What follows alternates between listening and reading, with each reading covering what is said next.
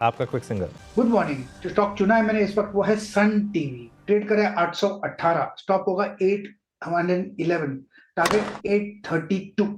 Sun TV. Okay, Sun TV होगी गावस्कर की pick. Shivangi जुड़ी है हमारे साथ पैनल में। Shivangi good morning. शिवांगी, आपकी पिक इस समय की?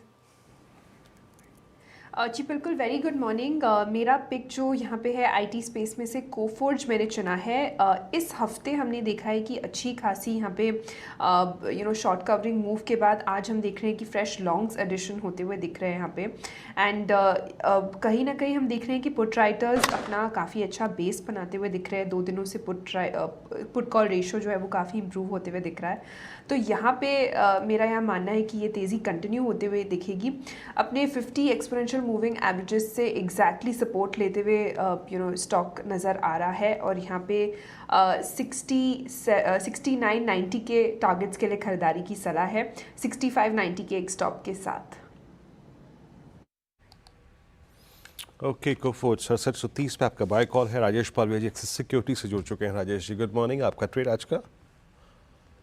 तो वीरेन जी, हमें लगता है यहाँ पे वोल्टास पे फोकस रखना चाहिए। कंटिन्यूटी बनी हुई है अप ट्रेंड की, और जिस तरीके से ओपनिंग के बाद से स्टॉक में एक मोमेंटम देखने को मिला है, हमें लग रहा है ये स्टॉक के जो टारगेट बन सकते हैं करीब 1850 1860 की तरफ ये स्टॉक बढ़ते हुए दिख सकता है। करंट लेवल से स्टॉप लॉस रखेंगे करीब 1808 रुपए के आसपास। 1808 का यहाँ पे स्टॉप लॉस रहेगा। आपकी कॉल हो गई 1835 पे वोल्टास। राजेश सतपुते जी, आपका ट्रेड? वीरेन जी देखिए, मेरी नजर है हेवल्स पे। मुझे लगता है यहाँ पे एक फ्रेश मूव शुरू हुआ है 1900 के ऊपर। So at level of 1915 it's a buy in Havells. Stop loss हम रखेंगे करीबन 1890 का, और जो टारगेट सेट करेंगे स्विंग ट्रेडिंग का वो रहेगा 1960 और 1980। So Havells is a buy. Okay, Ashish भाई जी, आपकी ट्रेड? अनुज जी, डिवीज लैब में खरीदारी की सलाह रहेगी। आई थिंक दोनों एपीआई रिलेटेड स्टॉक्स में अच्छा मूव आ रहा है, लॉरस और डिवीज में। बट डिवीज वेल प्लेस्ड है दोनों के कंपेयर में, तो यहाँ पे पोजीशन बनाई जा सकती है। 5170 का एक स्टॉप लॉस लगाना है, और जो टारगेट्स है 5350 एंड 5450, 5350 और 5450 के टारगेट्स के लिए खरीदारी की सलाह है। ओके, कविता जी, आपका क्विक सिंगल?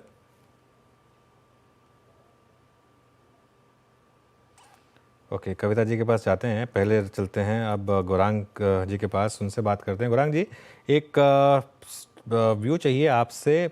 ये कुछ केमिकल फर्टिलाइजर स्टॉक्स पर कोई स्टॉक है क्या आपके रेडार पर जो आपको पसंद हो? तो फर्टिलाइजर में कोरोमंडल और चंबल फर्टिलाइजर, ये दो नाम है जहां पर बुनियादी तर्क के आधार पर खरीदारी की राय है। शुरुआत कीजिए स्तर पर और गिरावट पर धीरे धीरे करके जुड़ते जाए आप। अच्छा, वोल्टास और हेवल्स, इन दोनों में अच्छे मूव्स आए और दोनों हमारे पैनल ने पिक भी किए। राजेश जी ने वोल्टास पिक किया और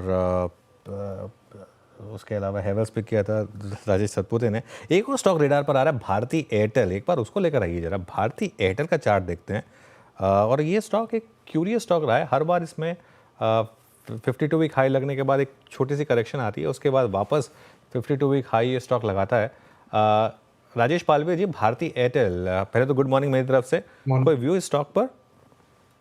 गुड मॉर्निंग अनिल जी। तो कंटिन्यूटी बनी हुई है भारतीय एयरटेल में, और जिस तरीके का एक आउट परफॉर्मेंस ये स्टॉक ने दिखाया, और जिस तरीके की स्टेबिलिटी प्राइस में यहाँ पे देखने को मिली है इस वोलेटाइल मार्केट में भी, हमें लगता है यहाँ पे लॉन्ग टर्म के हिसाब से तो बिल्कुल बने रहना चाहिए। एक सस्टेन अप ट्रेंड यहाँ पे अक्रॉस ऑल टाइम फ्रेम देखने को मिला है।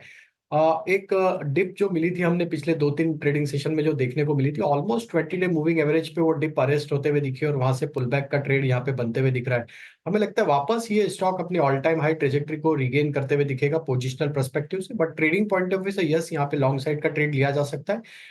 यहाँ पे अपसाइड के टारगेट हमें लगता है 1590 की तरफ, 1590 और 1600 की तरफ आते हुए दिख सकते हैं। स्टॉप लॉस होगा करीब 1540 के आसपास। ओके, कविता जी, अब कोई दुविधा ना हो तो आपका ट्रेड प्लीज। या वीरेन जी, इंडिया मार्च पर अच्छा ओपन इंटरेस्ट बिल्ड होता हुआ दिख रहा है, और प्राइस राइज भी अच्छा है। 3100 के लेवल पर एज ऑफ नाउ है, तो 3150 3180 के प्राइस टारगेट के लिए इंडिया मार्ट को देख सकते हैं। स्टॉप लॉस मेंटेन करना चाहिए 3040। इंडिया मार्ट और इस बीच देखिए दोनों ही इंडस्ट्रीज ने क्या किया, आए नीचे रिट्रेस हुए, थोड़ा सा कल के क्लोज के आसपास ठहरे और फिर वहीं से पुल बैक लेते हुए। इंडेक्स को हम एक बार फिर से कुछ देर में डिस्कस करेंगे, बट ओरेकल फाइनेंशियल्स को लेकर आइए स्क्रीन पर, जहां मोमेंटम है शुरुआत में था और अब देखिए वोल्टास पे स्प्रेड हो रहा है यहाँ पर। उसके बाद मेरे स्क्रीन पे वोल्टास है और कौन कौन से काउंटर्स चल रहे हैं इसमें एक बार ट्रेंड रखेंगे डायरेक्टर साहब स्क्रीन पे। मेरी ऑप्शन शीट में बार बार ट्रेंड अपीयर होता हुआ 7193 डे हाई पर। अनुज लग रहा है एक ब्रेकआउट के लिए फिर तैयार हो रहा है काउंटर 10 दिन का कंसोलिडेशन और आप देखिए 3/4% ऊपर। वीरू मतलब आई थिंक हम थक जाएंगे स्टॉक के बारे में बोलते बोलते। दुर्लभ स्टॉक है ये, है ना? हाँ, आपको याद है जब पहली बार मैंने एक बार स्टॉक की बात की थी, जब मैंने कहा था कि मोतीलाल का सबसे जो अग्रेसिव 4200 का प्राइस टारगेट था वो छोटा पड़ेगा, तो मतलब काफ़ी उस समय लोगों ने कहा था कि क्या बात कर रहे हैं, लेकिन देखिए 4200 तो कहाँ पीछे रह गया, वहाँ से ये स्टॉक 70% चल चुका है। तो ये आई थिंक जा रहा है 5 डिजिट में। अच्छा, इसमें एक और इंटरेस्टिंग चीज़ हो रही है, ये स्टॉक ऑब्वियसली अब महंगा है, लेकिन अभी भी कोई ऑब्सीनली महंगा नहीं है। एक साल में करीब 150% चला होगा ये स्टॉक। आई थिंक एक साल में इसकी अर्निंग्स भी 125-150% बढ़ी हैं। हाँ, इस साल ये 140% चला है, लेकिन अर्निंग्स भी उस हिसाब से बढ़ी हैं। तो ऐसा कुछ ये नहीं है, हाँ ये 12 महीने में 2.5 गुना हो गया, तो ऑब्वियसली उतनी अर्निंग्स नहीं बढ़ी, लेकिन फिर भी अर्निंग्स भी बढ़ी हैं। और जब अर्निंग्स बढ़ती हैं तो स्टॉक में हमेशा पी एक्सपेंशन मिलता है, तो ये हो रहा है, इसमें कोई दिक्कत नहीं है। अच्छा वीरू, मैं ना 2 स्टॉक्स एक बार इंट्राडे में दिखाना चाह रहा था। एक है प्रताप स्नैक्स और एक है बीकाजी। मैं हमेशा बोलता हूँ कि ऐसे स्टॉक्स में ना आप अब दिक्कत क्या है इसमें, देखिए आप प्रताप स्नैक्स है, ये खुला ही 900 पे। अब 900 पे खुला, वहीं पर हाई लग गया, वहाँ आपने ले लिया तो आप फंस गए अब आप, अनलेस आपका व्यू लॉन्ग टर्म का है। सिमिलरली बीकाजी भी देखिए कहाँ खुला और अब कहाँ पर आ गए हम।